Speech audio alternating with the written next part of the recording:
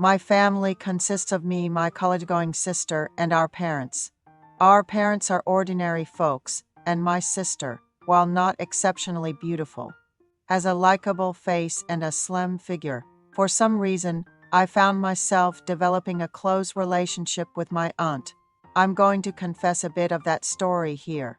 Last year, I took my college entrance exam, but my score was much lower than expected, so I couldn't get into the college of my choice. I had no choice but to retake the exam. I've been studying since January, so it's been 4 months. But studying doesn't mean you just sit at your desk all the time. Occasionally, I had to go out for some fresh air, meet friends, and relieve stress with a drink or two. It's the only way I could fully concentrate on studying again. I don't have a girlfriend and no experience with women. After graduating high school, my friends would boast at our occasional drinking gatherings, saying things like, "Hey, I met my girlfriend yesterday, and we've already done it. It's so great, haha." But I never really envied their experiences, because I knew I would have one someday. I just remembered my parents' advice to wait a bit before getting into a relationship, as there would be plenty of opportunities once I became an adult. One day, I felt so frustrated studying that I wanted to go out for some fresh air. It was April, and I wanted to enjoy the spring weather, so I decided to visit a nearby park. I had a kick scooter, which I bought to deliver food after the college entrance exam. I bought it from a used goods app, and it was a pretty decent scooter. I used to keep it in front of my room and charge it there. I had no problems riding it until then. But my misfortune started there. I was riding my scooter through an alley and collided with a car coming from the opposite direction around a corner. Because of the high speed of the scooter, my left leg was broken and both of my hands were injured. The hospital said I needed to be admitted for 3 months for my bones to heal properly. I wanted to go home, but they told me to stay in the hospital to prevent further complications. The time in the hospital was so long and boring. As a student preparing for the exam, I couldn't study well, especially because I couldn't even turn the pages of a book with my injured hands. And at the age of 20, the prime of my youth, it was suffocating to be stuck in a hospital, just watching TV all day. I couldn't even go out to get some fresh air by myself. Moreover, it was still difficult for me to walk with crutches because of my leg injury. I know it's a bit crude, but I usually took care of my big business in the afternoon, when my mother was visiting, and if no one was around, I would press the bell on my bed, and a staff member would come and take me to the patient restroom in a wheelchair. I had injured both of my hands, but I was able to press the clean button on the bite it in the restroom. I hadn't even been hospitalized for a month yet, so I had to stay for another month or so before I could unwrap the bandages. I felt like I was going crazy. I imagined that once I was discharged and able to freely use my hands and feet, it would feel incredibly special. The only thing that alleviated my mood was when my parents and sister came to visit often, and we went out together in a wheelchair. My father worked at a company, so my mother usually came to the hospital every day, but she had to go down to the countryside for about a week because my grandmother was not feeling well. So my sister, who was in college, came to visit me. "Are you okay now?" "Oh, right, Dad sold your scooter. Don't ride a scooter ever again. It's fast, but you had a big accident because you rode it without a helmet. It's not just motorcycles or cars that are dangerous. Accidents with scooters or bicycles can also be serious," my sister said. My sweet and cute sister. "Okay, I got it. I won't ride a scooter. Now I'm more scared of scooters." With that, my sister stood up for a moment. She came over to me. The reason was that it was lunchtime and I had to eat. But I couldn't eat by myself, so someone had to feed me. You're an adult now, what's this about? I'll feed you lunch," my sister said as she brought a spoon to my mouth. Then, instinctively, I looked at my sister's attire, and my manhood began to react. Open your mouth. I'll feed you, my sister said. Then she lowered the blanket that I was covering at that time, because it was a bit cumbersome to feed me.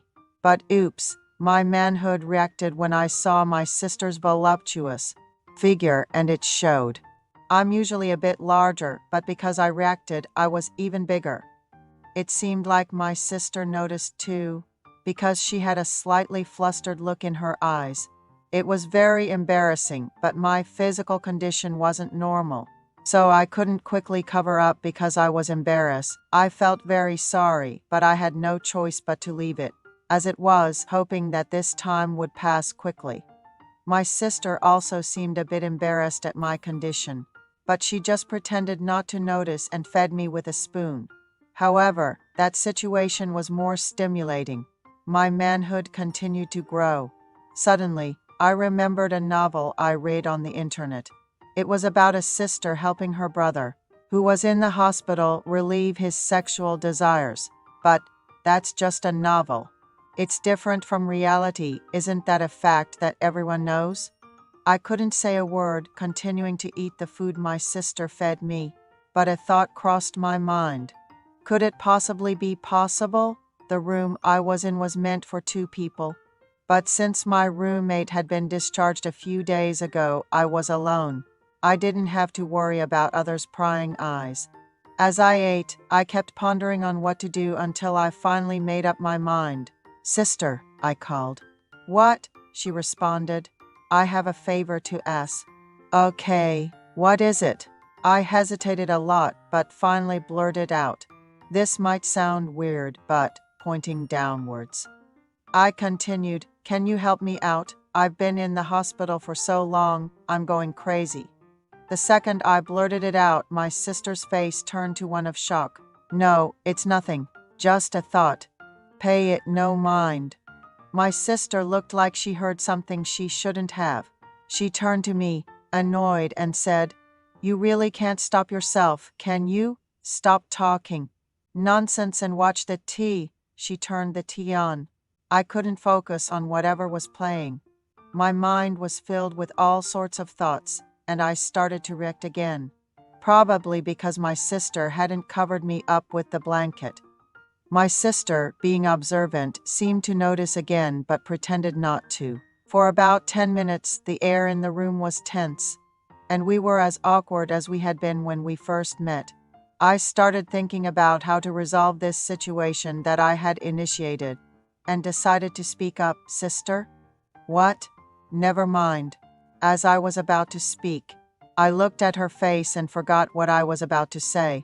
Perhaps it was because I shocked her with my words, but her face had twisted slightly.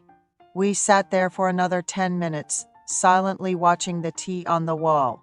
I couldn't take back what I had already said, and I wanted to apologize, but the words just wouldn't come out. Then she said she was leaving and warned me not to talk nonsense again. She glared at me one last time before leaving. My sister and I aren't blood siblings. When my mother was pregnant with my sister, she had a difficult pregnancy due to toxemia. The doctor advised her that getting pregnant again would be too risky, but my mother wanted to give my sister a sibling, so she adopted me from an orphanage. After my sister left in a huff, I felt embarrassed and fell asleep in agony. The next day, my sister didn't come to the hospital, and my mother called.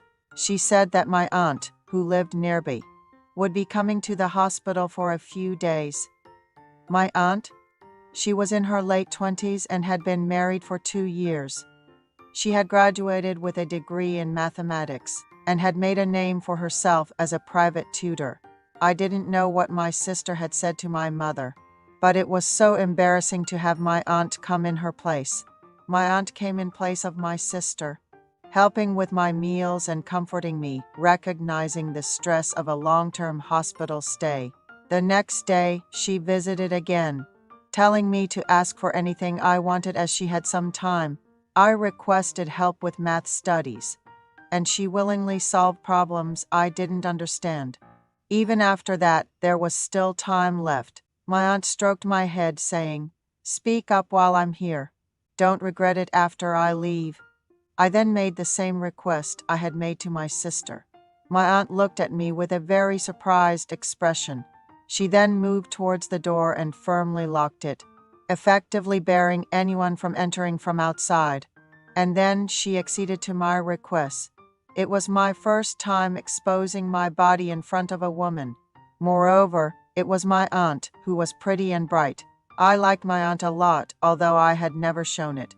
My aunt helped me out twice, saying how frustrated a young man, who can't even use his hands freely, must be.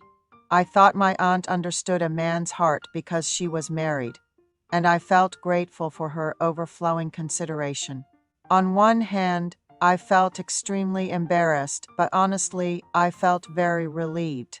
I couldn't even look at my aunt's face properly and thanked her. My aunt lightly patted my shoulder and went home. The next day, my aunt resolved my difficulties as soon as she arrived, and I received praise from her. She said it was more manly than her husband's. Hearing the compliment made me feel really good. I told her that she should take responsibility for me, since she was the first to see my body, and if possible, I wanted to meet her privately after my discharge. My aunt squinted her eyes and responded with an "okay." I ended my long hospital stay and returned home. I got along well with my sister as if nothing had happened and received math tutoring from my aunt. Fortunately, I got good scores and could enter the university I wanted.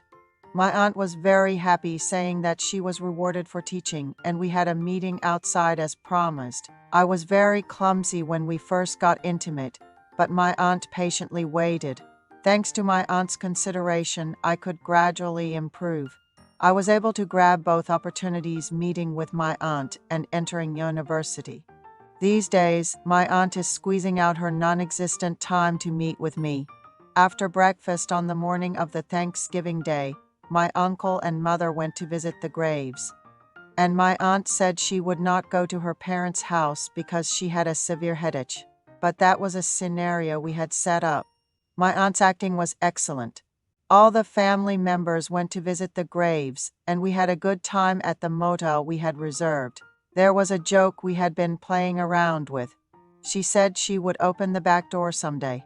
I am very grateful to my aunt who opened the back door for me, enduring the pain and showing me the appearance I like. I intend to focus on my caring and lovely aunt.